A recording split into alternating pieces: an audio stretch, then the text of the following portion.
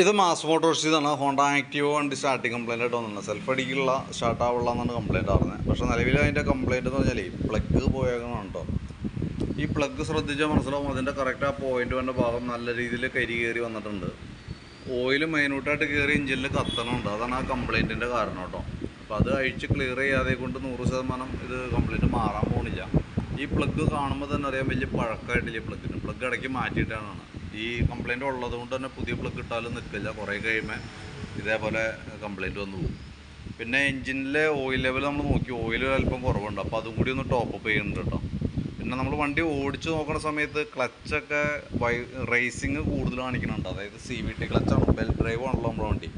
അപ്പോൾ 100% എഞ്ചിൻ്റെ പെർഫോമൻസ് വീലിലേക്ക് എത്തണില്ല എന്നുള്ളതാണ്. അത് ക്ലച്ചിനകത്ത് CVT ക്ലച്ചിനകത്ത് ബെൽറ്റ് കുറച്ച് സ്ലിപ്പാക്കി കളയേണ്ടത്. സ്ലിപ്പാവണമല്ല, അതെനിക്ക് തോന്നുന്നു അതിൻ്റെ ഉള്ളിൽ എന്തോ പ്രോബ്ലം ഉണ്ട്. അപ്പോൾ നിലവിലിപ്പോൾ നമുക്ക് ഈ പറഞ്ഞിരിക്കുന്ന വർക്കാണ് ഞാൻ ചെയ്തിട്ടുള്ളൂ. പ്ലഗ് മാറ്റി റീസെറ്റ് ആക്കിയിട്ടുണ്ട്. പിന്നെ നമുക്കിത് വരുന്ന ബാറ്ററി എക്സൈഡിൻ്റെ ബാറ്ററിയാണ്. അപ്പോൾ ഞാൻ അതിൻ്റെ ബാറ്ററി അടിച്ചൊന്ന് ചാർജിലേക്ക് ഇട്ടാക്കാണ്. കാരണം സെൽഫൊക്കെ കുറേ നേരം അടിച്ചിട്ട് ബാറ്ററി ഡിസ്ചാർജ് ആയേക്കാണ്. അപ്പോൾ ഞാനതൊന്ന് ചെക്ക് ചെയ്യാൻ വേണ്ടി വെച്ചാൽ, അപ്പോൾ വണ്ടിമേന്ന് കയറുന്ന ചാർജിൻ്റെ അളവൊക്കെ ഒന്ന് ചെക്ക് ചെയ്യേണ്ടതായിട്ടുണ്ട്. അപ്പോൾ അതിന് വേണ്ടി വേറൊരു ബാറ്ററി വെച്ച് ചെക്ക് ചെയ്തതാണ്. സെൽഫ് കാര്യങ്ങളൊക്കെ വർക്കാവുന്നുണ്ട്. ചെറിയൊരു ടൈറ്റ് കാണിക്കുന്നുണ്ട്. അതേ സെൽഫ് അടിക്കുമ്പോൾ ഒരു ചെറിയൊരു മടുപ്പുണ്ട്. അതിന് ശേഷമാണ് വണ്ടി സ്റ്റാർട്ട് ആവണേ. അത് ഓൾറെഡി ബാറ്ററി പവർ, ഇപ്പോൾ ഇതായാലും വേറൊരു പഴയ ബാറ്ററിയാണ്. ഞാൻ ചെക്ക് ചെയ്യാൻ വേണ്ടി വെച്ചാണ്. ബാറ്ററി ചാർജ് ചെയ്തിപ്പോൾ കയറ്റിയിട്ടേക്കാം കേട്ടോ. ബാറ്ററി ചാർജ് ചെയ്തേക്കാം. അതേപോലെ തന്നെ പ്ലഗ് മാറ്റിയിടുന്നുണ്ട്. എഞ്ചിൻ ഓയിൽ ഒരല്പം കുറവുണ്ട്. അതും ഒന്ന് ടോപ്പപ്പ് ചെയ്ത് റീസെറ്റ് ആക്കണുണ്ട് കേട്ടോ.